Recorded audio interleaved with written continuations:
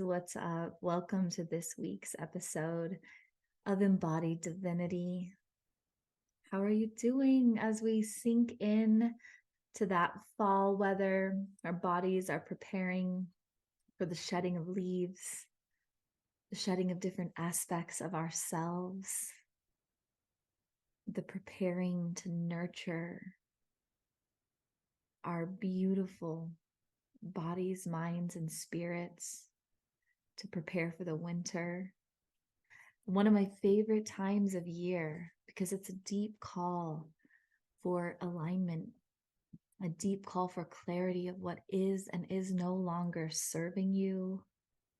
It's a powerful time to be alive. There are so many shifts occurring across the planet. There are so many people awakening, masses and masses every day, just coming awake to all that is and isn't, really shedding the illusions, really stepping away from all the programs and limitations that so many years of society has cast on us, and really finding their freedom, their authenticity, standing in autonomy here on earth. It's been absolutely incredible to watch. So I'm excited you guys are joining me today. I'm talking more about what it means to integrate as we do purge those layers, as we do step into another level, a higher level of beingness, as we do the inner child and shadow work, as we up level, how oftentimes there's like this lull or void, or sometimes it feels like we sink into a lower vibration. I want to talk about why all that happens today and what it really means. So as I just opened the doors for one of my signature courses, Shadow Play, once again, I feel inspired to chat about why we go through these different highs and lows, and why we all know that healing is this cyclical journey, right? We constantly make progress, but we go around and around this spiral. And for some people, it can feel like they're healing the same thing over and over again. Some people reach these really high highs, and then they sink into what they feel is a low. But that's not always what's happening.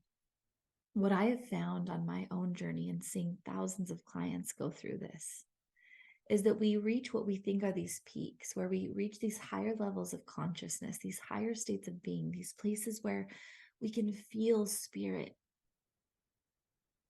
In every moment of every day, we understand that we are held.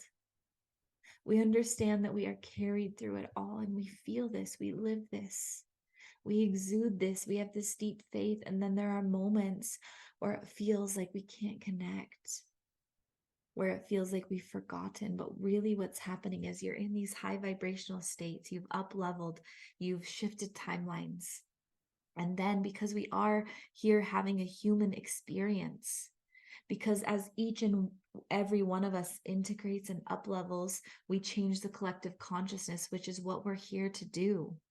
Raise the shift of humanity so we can all, in our oneness, reach that level of being. What we have to do is, when we get to these higher highs, we bring them down into the physical reality for integration. And that drop back into the physical, for a lot of people, when they don't have the awareness, when they haven't yet learned to attune to that higher frequency while still in human form, which is my specialty, embodied divinity, living your divinity while you're here in this powerful, beautiful body, it can feel like a drop.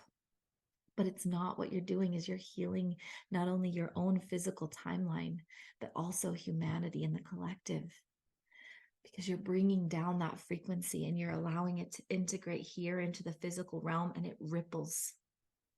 And it's powerful. And that's why a lot of times too, after people go through these high shifts and they bring it down, in those bringing it down moments, there's a purge of people, places, and things from their life. Every single thing that isn't in alignment moves away or gets called into its highest alignment. That's why a lot of people, when they bring this down, they actually activate or trigger a lot of people in their lives. And some people, are like, yeah, let's grow, let's heal together, let's both do this work. I can have the awareness that says I'm being activated for a reason. And some people activate people and they fall away.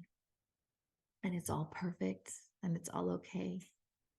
We aren't here to save anyone. We're here to open up to all the awareness of ourselves and knowing that in doing so, because just like we are held and carried through it all, so is every other person on this planet. And it's having the faith that each and every one of us can go on this journey. And as we rise, we heal the collective, and those that are ready to rise, rise. But we have to allow everyone to rise at their own pace. And that's why it's okay to let people go, to let situations, opportunities, things that are no longer in alignment go. You're not really losing anything. In fact, I want to talk a little bit, this is coming up for me now, is a lot of people in the spiritual world talk about this idea of detachment. I love to talk about detachment, but a lot of people perceive it in a way that's not in alignment with truth. And what detachment truly is, it's not being detached and disconnected from everything. It's actually the exact opposite. Detachment in its highest form is oneness. It's understanding that we are all so interconnected, that we are all one, that we are all source, having our own individual experiences, but are all connected to that one, that everything becomes equal, that everything becomes one. So there isn't this need to put more attention or energy into any specific thing. Nothing has power or energy over us because it's all one. It's all together. It's all connected. It's all so deeply attached that there is no attachment. It's simply of walking and talking and being every day with this divine one connection. And that's what happens as a collective rises and rises and rises. So it's okay to let things go because they're never truly lost. We have faith that each and every person, opportunity, experiences evolving and rising in their own time. And we have compassion and grace for ourselves as we feel what might be called these lower vibrational states, because what we're doing is simply integrating those higher levels. In fact, one of my favorite channels to watch, Bashar, he says, it's like building a platform underneath you. You grow and you grow and you come and you integrate. And with every integration, you're placing another piece of the platform underneath you so that the next time you rise, you won't fall as low. And you're building and building and building until you reach that exaltation and human form and return to our oneness. And that is when we transition into a new life, a new incarnation, a new experience. It's all about the journey. I talk so much about presence, of the power of the present moment, because it's truly about being in the journey, the present moment, about where you are at, not arguing with life, but being okay with the here and now, knowing that it's all happening for your highest good in the perfect timeline. Let's all breathe together and know that each and every part of us deserves love. So we're building, right? We're evolving. We're coming down into the physical. We're going back up into that higher conscious realm, coming back down to integrate it into the physical. And it's all this beautiful cycle of building and building and building. And what we're doing in the integration is we're looking at our shadows. We're looking at our inner child. We're looking at where we still operate from wounds, where we aren't quite living that higher state of consciousness, even in these physical realms. And so you come down to integrate, you do more of the shadow work, more of the inner child work, more of the healing work, and you go back up into that high vibrational state. And then you integrate it, doing more of the work. And the work gets easier and easier in each and every moment because you're building that platform every single time. So when we're coming back down, what's that's looking like is looking at all the things, the behaviors, the thought patterns, the relationships, the way of living when I was up here in this higher vibrational state, when I could feel this higher level of consciousness, this deep connection, this oneness, this non-judgment, this love, this non-duality, where everything felt connected and good. And as I come back into my physical experience, as I'm fully present and integrating, as I'm doing this beautiful healing work, what now is no longer in alignment?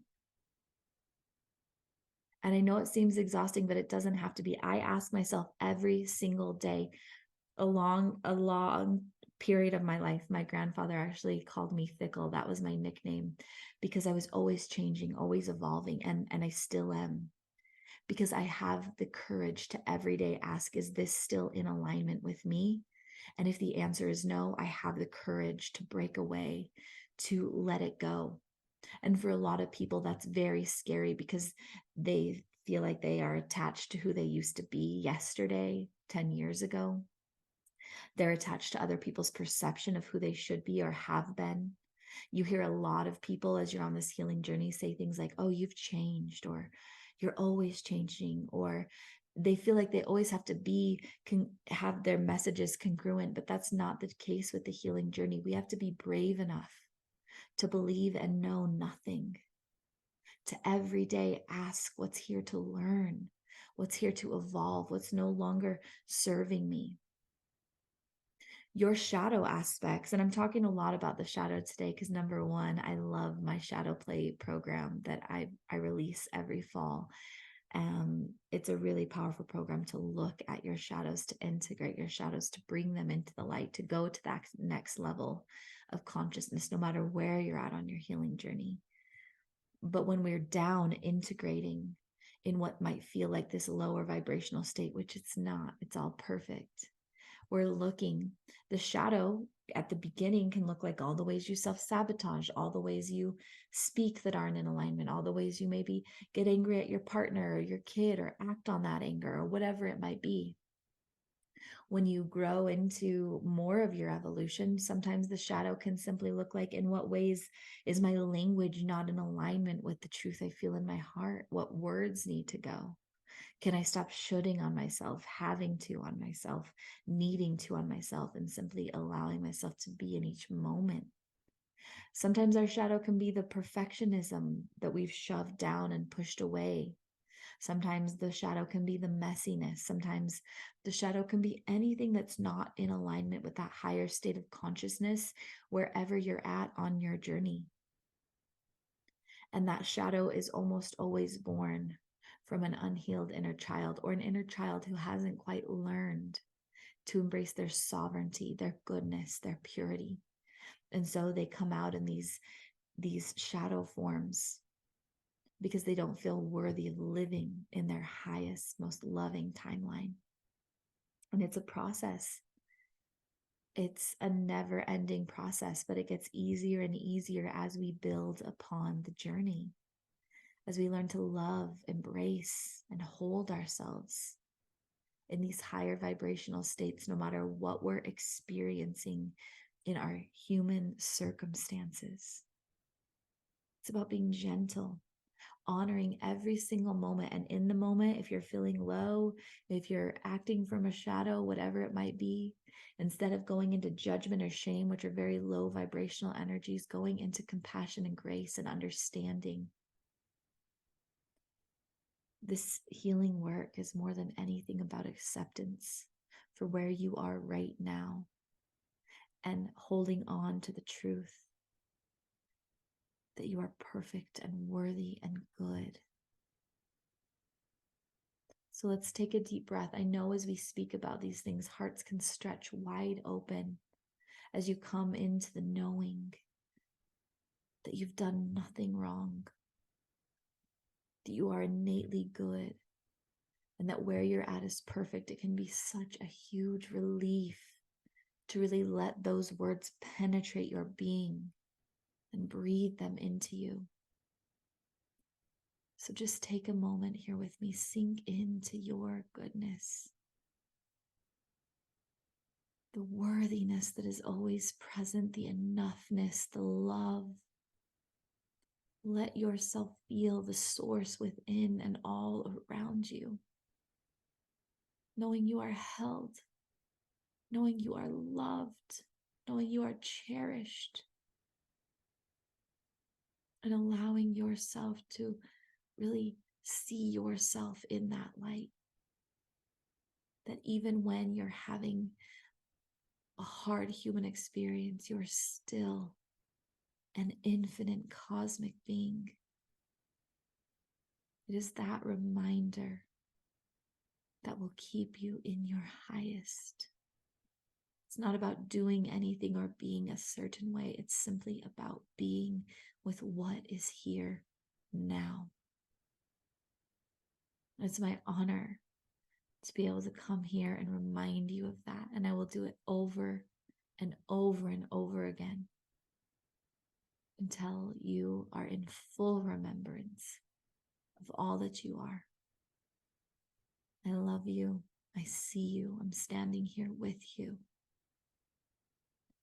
As always, breathe deep and plan on miracles, and I'll see you next time.